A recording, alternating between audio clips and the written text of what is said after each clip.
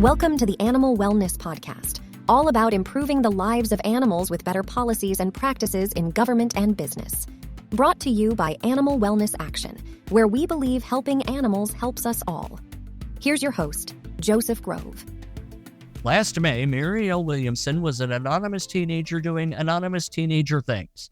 Like her classmates at Eagle Rock High School in Los Angeles, California, she was busy preparing to graduate and to leap across the threshold into adulthood.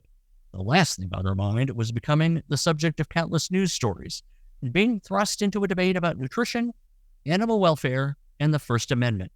But that's what happened to her, and that's the topic of today's show.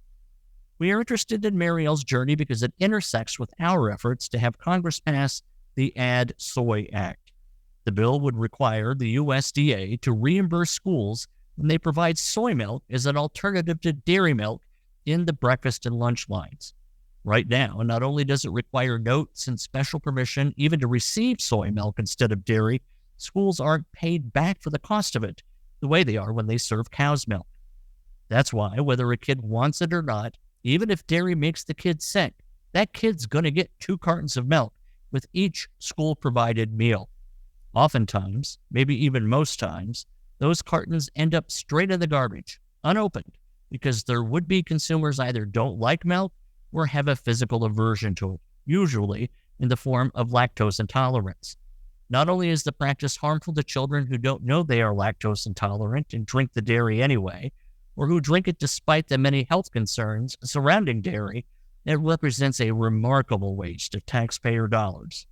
We've covered the issue quite a bit, and in the show notes we'll include links to more information.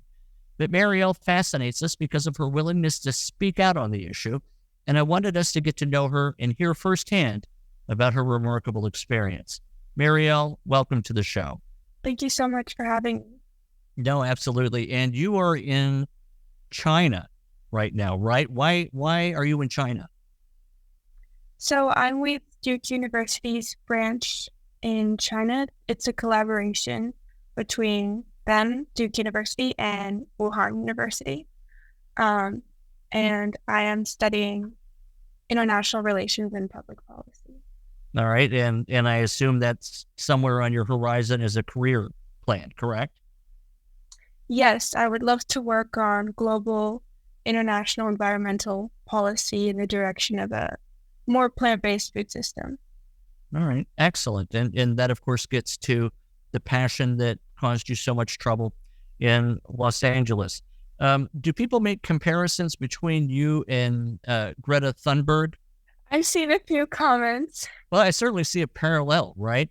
Because even though you may not have yet achieved the celebrity, the influence that she has, you and she are examples, I think, of what should give older people like me and Ryan, well, I guess not really Ryan, because I think he's secretly 17 and just doesn't let anyone know it.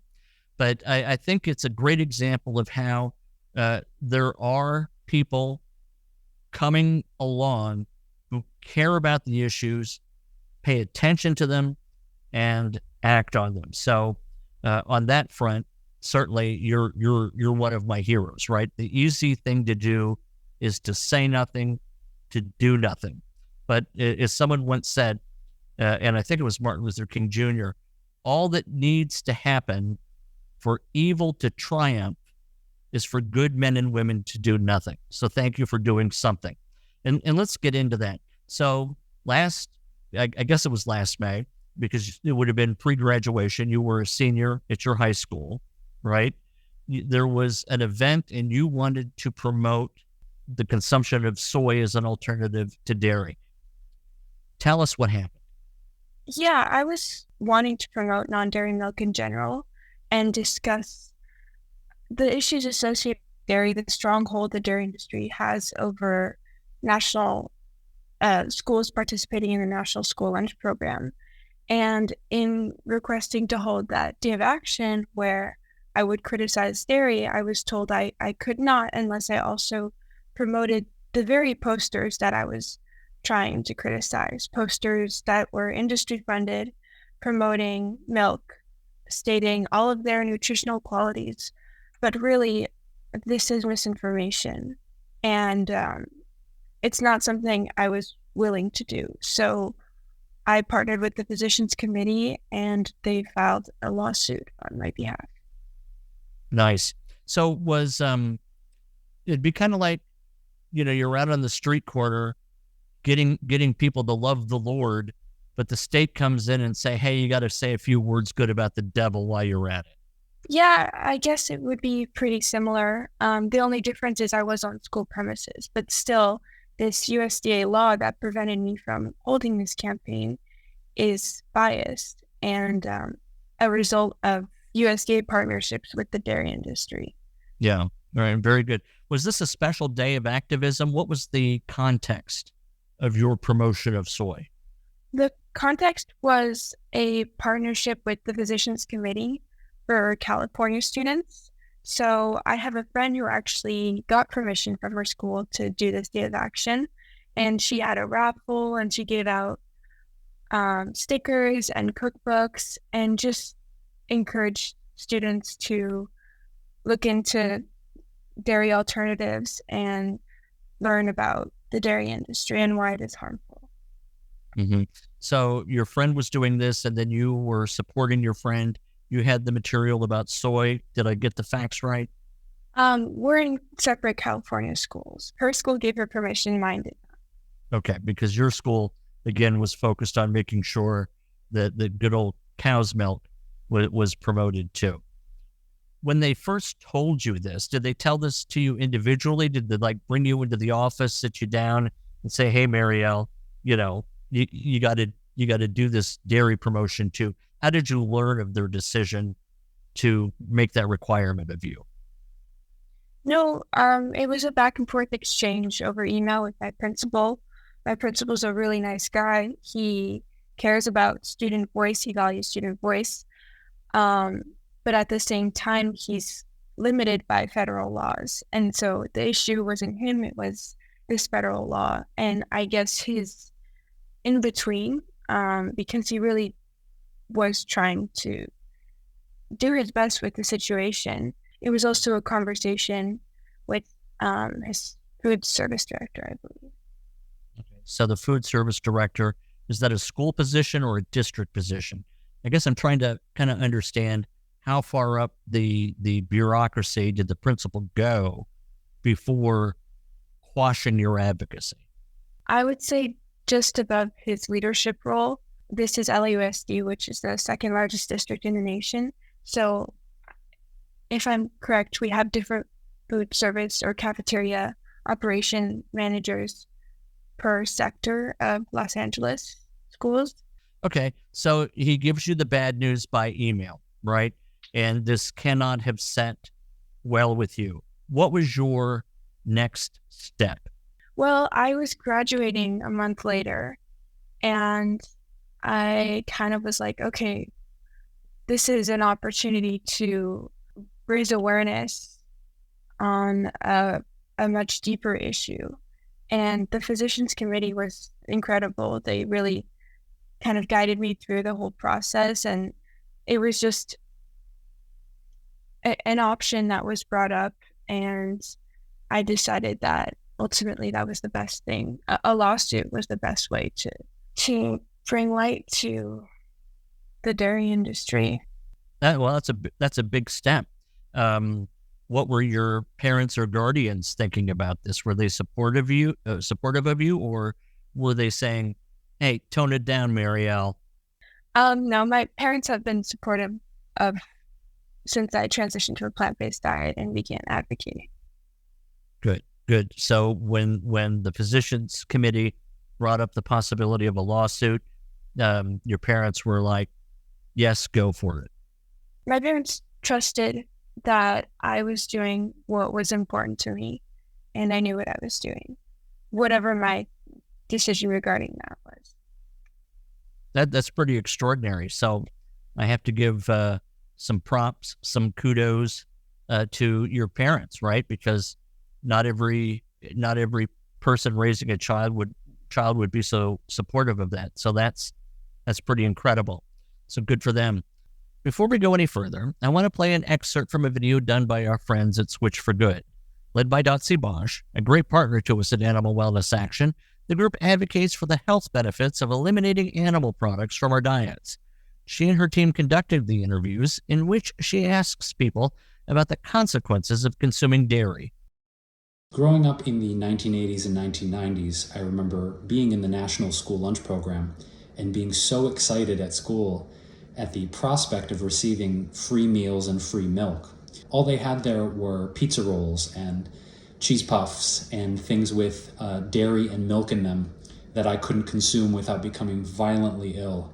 So I have 4 children, and 3 out of 4 has an issue with dairy. When I was breastfeeding them, whenever I had some dairy product, they would get really gassy and they cry so hard. And my son, the oldest one, has the probably worst symptom. He's pretty constipated, so yogurt might be good for him. So we kept giving him yogurt for the constipation, but he never improved. I was relentlessly teased by my friends for not being able to eat the foods they ate. My mother, Susan, had to make custom meals that I had to take to school. Those meals were not the same as other kids, so I got teased for having weird lunches. There still is no non-dairy milk alternative offered in the National School Lunch Program, and there never has been to this point. What does this mean? This means that there are millions and millions of lactose-intolerant children, just like me growing up, who are not receiving the protein, the macronutrients, the vitamins, the minerals. This is a massive concern, not just from a nutritional perspective, but from a perspective of equality in the school system as well. You can visit her site at Switch for Good using the number 4 in switchforgood.org. Now, so the Physicians Committee said, we ought to do this. Your parents are on board. You, of course, were on board and had to be, from the get-go. Who filed the lawsuit? Was it the Physicians Committee on your behalf, or did you have to go to court and submit paperwork through lawyers? How did that work? No, it was the Physicians Committee on my behalf. And it was a really easy process on my end. They're a really great organization. They're very organized. And of course, they always check in, whether it's an interview or even the day before filing the lawsuit.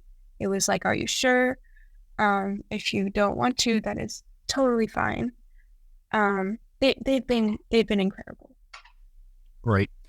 Now, clearly, this story blew up, right? Because, the New York Post, media outlets all over the world covered this. Were you surprised by your celebrity as a result of this action? I was surprised by the extent of the coverage, definitely. We live in a very nasty world right now, it seems. Maybe we always have, and the tools are just new. What kind of backlash have you received? Yeah, there were a lot of negative comments, of course, also negative personal messages, but at the same time, those were based off of headlines that people saw, and I could tell they hadn't really read the article or done any substantial thinking. Good, because, I would be vulnerable to that, right? If I say something and I get a lot of negative feedback to it, that can be very daunting. Many people, even celebrities who are celebrities by choice, will often give up their social media channels because the toxicity of the comments just becomes so overwhelming. So good for you for standing firm in the face of those comments. I can only imagine what some of them may have been like. What sort of positive comments? Who have you heard from giving you, atta girls, with this campaign? A lot of people within the movement, some peers within the movement, which was really nice. And organizations I used to work with, like PETA. PETA was the first organization I really got active with. So that was really nice. Animal Wellness Action depends on people like you to complete our work. Our recent victories to protect big cats, spare beagles from pharmaceutical tests, and convince Nike to stop killing kangaroos for shoes would not have happened without the financial support of our donors. Become one today at any amount. Visit animalwellnessaction.org/donate to join our fight against animal cruelty of all kinds. That's animalwellnessaction.org/donate. Now, one of the things you did with us, you went to Washington, D.C. with our president and the boss of Ryan, our producer in Maine, and Dotsie Bosch, Olympic athlete, who's well known for her stance against dairy. Ryan, before I ask Marielle the next question, why don't you play the video that we put together of Marielle with Dotsie and Wayne? A lot of students rely on the National School Lunch Program. It's their only meal of the day, and most of us threw it out. My name is Marielle Williamson, and throughout my 4 years of high school, I consistently saw so much waste regarding dairy, a lack of student interest in dairy. I would also see students be told to just take cow's milk and throw it away. A 2019 USDA study showed about 29.5% of the milk cartons were thrown away unopened, which equates to about $300 to $500 million of our tax money being lit on fire. As an athlete, as an Olympic athlete, training for many years, the dairy industry was a title sponsor of the U.S. Olympic team. And so we had dairy pushed on us. I saw how many teammates get really sick from this food group. This milk mandate was created after World War II in 1947. And so the milk was now dumped on the children in the school system. You know, our national school lunch program has been on autopilot for so many years, 8 decades. We are dictating, we are mandating that every kid who's part of the national school lunch program gets a carton of milk on his or her tray. When you walk into the cafeteria, your eye is just caught on those colorful cow's milk, and the soy milk is pretty much hidden. And because the school wasn't being reimbursed for that, now you need to ask for it specifically and fill out a form with the medical condition. So many students have trouble digesting dairy. 15% of Caucasians, 75% of African Americans, 90% of Asians, and nearly 100% of Native Americans are lactose intolerant. If you're drinking something that makes you sick, you're having gas and bloating, all of these awful symptoms, of course it makes it difficult to learn. I personally have done several initiatives at my school regarding alternative milk. I know that the student demand is there, so that's why I'm passionate about the ADD SOY Act. When I go to a coffee shop, I have a choice between 4 or 5 different plant milks that I can choose from. At restaurants, I have choices. Why don't our nation's children have a choice? Kids shouldn't have to get sick to meet their nutritional requirement. All we're asking is for a nutritionally equivalent plant-based milk product to be available to kids. So we need you to call your representatives, call your senators, write them. We have to show the public support for this act, HR 1619, which is the ADD SOY Act, that's simply going to bring a choice in for children who dairy milk makes sick. Marielle, how did that trip come about? Did Dotsie approach you? Did you approach her? How did you end up in D.C.? Well, I went on their podcast for their Switch for Good podcast to discuss the lawsuit, and Dotsie reached out afterwards and asked if I was available at some point in late July, to go to DC to lobby for the ADD SOY Act. So, but you knew of Dotsie before perhaps the podcast taping, correct? Yes, absolutely. Did you also know of the Animal Wellness podcast? Marielle, did you know about Ryan's and my little show? I knew about Animal Wellness Action. I wasn't aware there was a podcast. That hurts. That hurts, Marielle. All right. Well, very good. So what was it like? You know, even for me now, right? It would be a heady experience going to Capitol Hill, meeting with legislators, and having to make my case in front of them. What was that like for you? Well, I am an intern with the Plant Powered Youth Steering Committee, which is a group of 12 high school, early college students that it's a partnership between Chili's on Wheels and Friends of the Earth. And we went to DC to lobby for climate, food, agriculture bills regarding eating plant-based and accessibility. And this was a week before going to DC with Dotsie. So I had that little cushion of experience, but it was different to be focusing on the ADD SOY Act specifically. And I learned a lot, even just through our meetings, from what Doxy and Wayne were discussing regarding milk waste and student demand and reports. Yeah, overall, it was a really incredible, eye-opening experience, and nothing but positive things came out of it. And what sorts of questions did they ask you? They asked about my experience seeing milk waste at my school.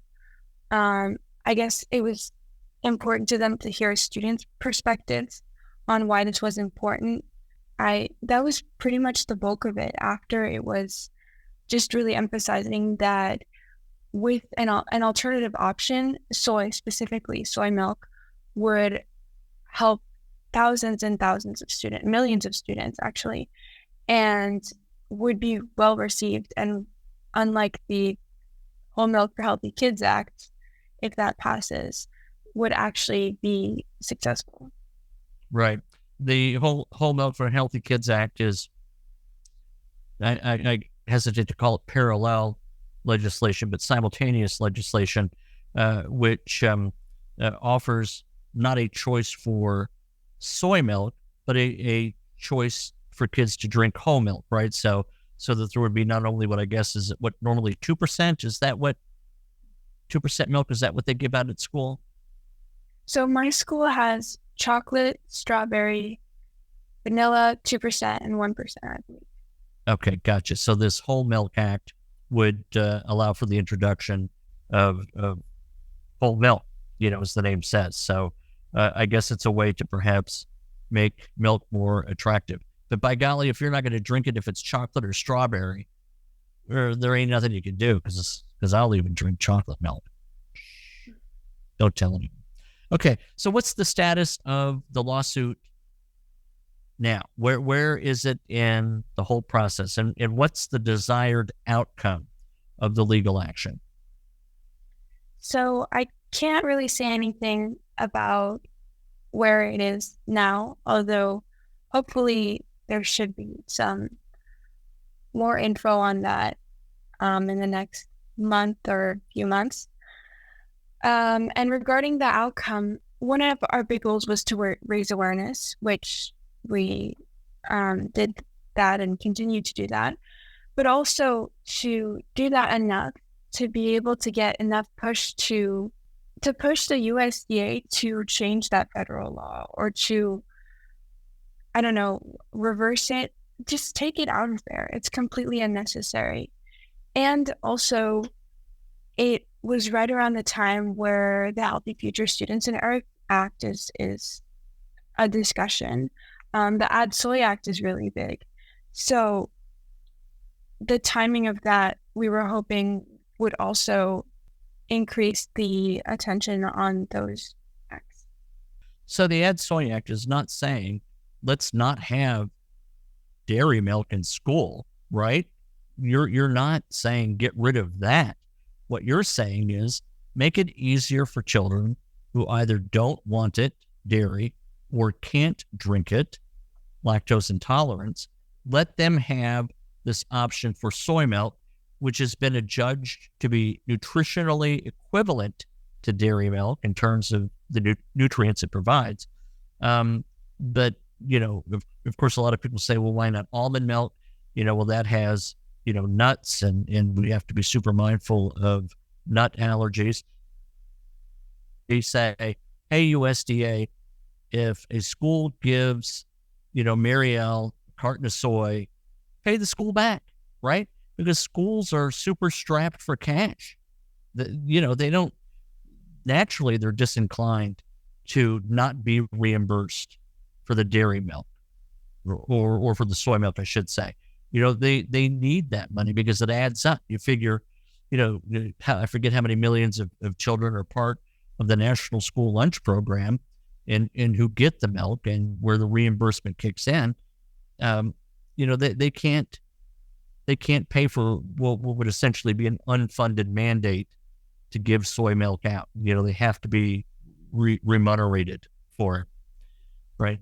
So you're waiting for the next step in the legal process to play out. Is it, if it's a First Amendment case, are you asking for monetary damages, or are you just asking for and if you can't answer it, I understand.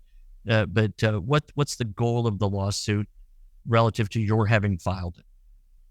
No, we are not filing for money at all.